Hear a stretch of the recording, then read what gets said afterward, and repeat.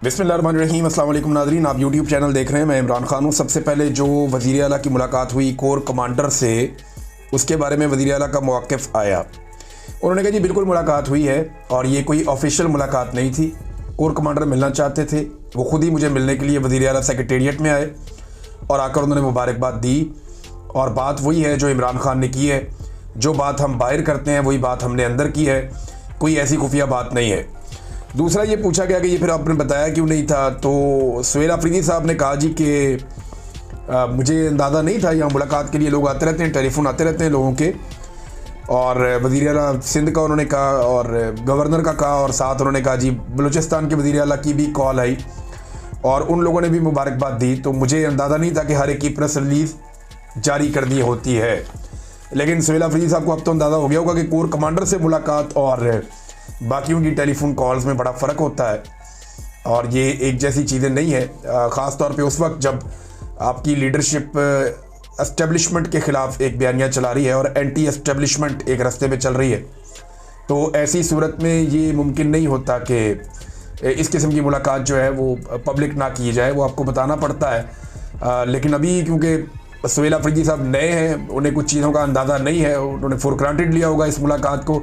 वैसे भी उन्होंने अपने दफ्तर में बुला के मुलाकात की है, तो इससे उनकी इज़्ज़त में और उनके जो ओहदा है उसकी इज़्ज़त में इजाफा हुआ है। मुझे अच्छी तरह याद है, एक दिन ISI का दफ्तर है पंजाब में ना, लाहौर में, CM ऑफिस के साथ। तो ये बात है सन 2010-11 की बात है गालिबन। तो वो जो ISI का दफ्तर है उसके बिल्कुल साथ CM ऑफिस है।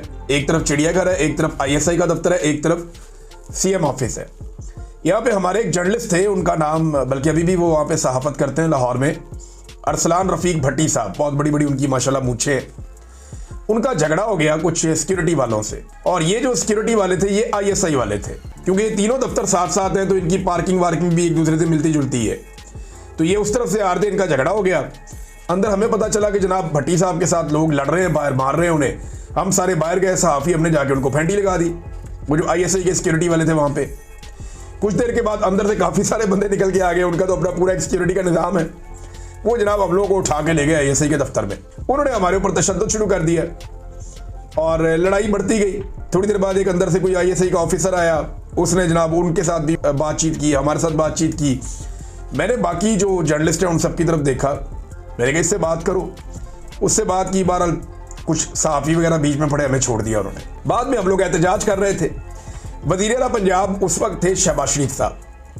शहबाज शरीफ साहब ने हमें बुलाया तो हमने बताया जी बाहर सिक्योरिटी वालों ने मारा है सहाफ़ियों को ना। तो इस पे शहबाज शरीफ साहब आग बगूला हो गए, बहुत गुस्से में आ गए।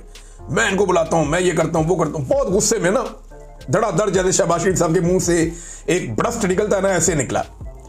लेकिन जैसे ही शहबाज शरीफ साहब को एक सहाफ़ी ने बताया कि सर वो ये ISI वाले हैं, तो मियाँ साहब ऐसे ठंडे हुए हैं कि हमें हंसी नहीं रुक रही थी हमारी, बड़ी मुश्किल से हम बाहर आके कितनी देर तक हंसते रहे। मियाँ साहब ने कहा अच्छा वो मैं करूँगा, मैं बात करूँगा, वो ऐसे करके ना गोल मोल करके।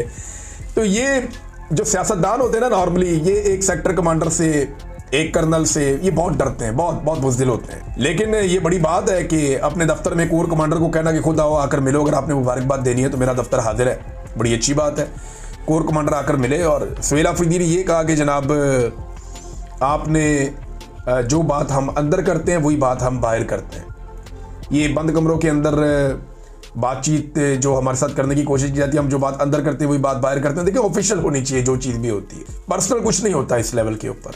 और ना ये लोग कभी पर्सनली कोई चीज़ करते हैं। पाकिस्तान की मिलिट्री एस्टेब्लिशमेंट में जितने लोग हैं वो अपने मिशन के मुताबिक करते हैं। आपको क्या लगता है कि ये जो कोर कमांडर ने आकर वज़ीर आला हाउस में मुलाकात की है वो बगैर किसी अप्रूवल के आ गए थे या बगैर किसी वजह के आ गए थे? नहीं, उनके सिस्टम में पूरी हायरार्की को पता होगा कि वो मुलाकात करने के लिए जा रहे हैं। तो यहाँ अनऑफिशियल कुछ भी नहीं होता और चीज़ें जो है उनको ब्लैक एंड वाइट रखना चाहिए। इमरान खान साहब ने कहा था कि मैं अपनी कौम से कभी झूठ नहीं बोलूँगा और ना आपका सर नीचे होने दूंगा।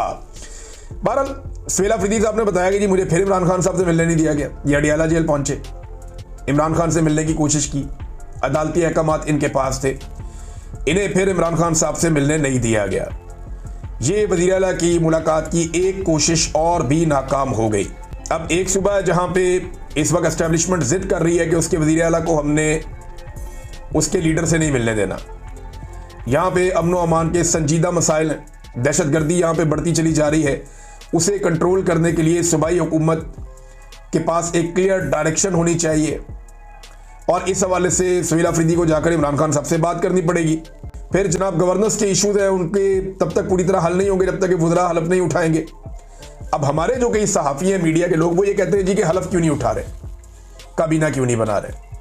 हालांकि इसमें कानून में कोई इतनी सख्ती नहीं है, लेकिन दूसरी तरफ यही लोग ये बात नहीं पूछ रहे कि कानून के मुताबिक जब अदालत ने वाज़ेह हुक्म जारी कर दिया, अदालत का क्लियर ऑर्डर मौजूद है कि जनाब इनकी मुलाकात करवाएं, तो फिर मुलाकात क्यों नहीं करवा रहे। क्या एक सुपरिटेंडेंट ऑफ जेल या बाहर खड़े हुए एक SHO या जेल के अंदर बैठे हुए इमरान खान के बकौल एक कर्नल की इतनी जुर्रत हो सकती है कि वो अदालती ऑर्डर को अपने पैरों तले रोन दे। इसके ऊपर पाकिस्तान का मीडिया कोई सवाल नहीं उठाता जी। अदालती अहकाम की खुली खिलाफ वर्जी के ऊपर कोई नहीं बोलता, बाकी हर चीज़ पे बोलते हैं। तो मीडिया की 2 नंबरी जो है वो रजिस्टर्ड हुई है इस पूरे दौर में। और जिन लोगों ने आवाज़ उठाई, जिन लोगों ने ये कहा कि अदालती अहकाम के बावजूद मुलाकात क्यों नहीं करवाई जा रही, उन लोगों को मीडिया से अलग किया गया। जिन लोगों ने सच बोलने की कोशिश की उनको मीडिया से हटा दिया गया, उन्हें बाहर निकाल दिया गया और उनको निशाने इबरत बनाया गया। ये हम लगातार होता हुआ देख रहे हैं और अब तक देखते ही चले जा रहे हैं। सुहेल अफरीदी ने इमरान खान साहब से मिलकर हासिल क्या करना है, ये बहुत इंपॉर्टेंट है। नंबर 1 तो वो जो इस वक्त दहशतगर्दी के खिलाफ लड़ाई जिस जगह पहुंची है, या ड्रोन हमलों की जो सिचुएशन है, या जितने भी मामलात हैं उनके ऊपर वो डिटेल बात करना चाहते हैं, क्योंकि उन्होंने सारी सिचुएशन इमरान खान साहब को बतानी है कि जी अगर ड्रोन पे आप नॉमिनेट FIR करवाना चाहते हैं तो ड्रोन हमला तो करती है पाकिस्तान की रियासती इदारे। फिर हम एक नई सिचुएशन में होंगे, आप बता दें, और उस पर पुलिस का रद्द-ए-अमल भी होगा, पुलिस करती है नहीं करती, वो सारे मामलात हैं। दूसरा यह है कि ऑपरेशन के ऊपर हमने किस तरीके से चलना, मामले को किस तरफ लेकर जाना है, किस तरह का ऑपरेशन हम कोऑपरेशन दे सकते हैं और किस लेवल के ऑपरेशन के अंदर हमें उनको रोकना है। और मिलिट्री ऑपरेशन तो बिल्कुल एक कोई सोल्यूशन तो है नहीं, ये तो इमरान खान साहब कहते हैं, तो फिर सोल्यूशन की तरफ किस तरह लेकर जाना है, ये सारी बातें उन्हें इमरान खान साहब से करनी पड़ेगी। इमरान खान साहब ने आज से 20-25 साल पहले भी जो इस खित्ते के बारे में कहा था, वो सारी बातें वक्त के साथ साथ दुरुस्त साबित हुई। तो इसका मतलब है कि कॉमन सेंस की कसौटी पे रख के अगर आप परखें तो इमरान खान साहब का नॉलेज काम कर रहा है पिछली 2-3 दहाइयों से। लिहाजा ये बात अब समझनी पड़ेगी बाकी स्टेक होल्डर्स को भी कि इमरान खान साहब से मुलाकात करवा दें। फिर जो इमरान खान साहब की एक एहतजाजी सियासत है कि पाकिस्तान में इंसाफ दिया जाए, मैंडेट चोरी किया, मैंडेट वापस करें, 9 मई की जुडिशल इंक्वायरी करें, 26 नवंबर की जुडिशल इंक्वायरी करें। अब ये जो साने मुरीद के हुआ जिसमें कत्लेआम हुआ, इसकी एक जुडिशल इंक्वायरी करवाई जाए। जबरी तौर पे इंसानों को लापता किया जा रहा, बेशुमार चीज़ें, इमरान खान साहब के लंबे मुतालबात हैं, लेकिन बेसिक चीज़ें मैंने आपके सामने रखनी है। अब उस हवाले से जो एहतजाजी तहरीक है वो कब चलेगी, इसमें कुछ लोगों का ये कहना है कि नवंबर का महीना आ रहा है। पिछली मरतबा इन्होंने नवंबर के महीने में कत्लेआम किया था पाकिस्तानियों का, क्या इस मरतबा दोबारा से नवंबर के महीने में एहतजाज करना चाहिए? एक सोच तो ये कि ये बिल्कुल करना चाहिए और दोबारा इस्लामाबाद जाना चाहिए, रास्ते बंद करने चाहिए। अलग अलग किस्म की लोगों की राय है। तक इतना ही, अपना ख्याल रखिए, अपने चैनल का भी। अल्लाह हाफ़िज़।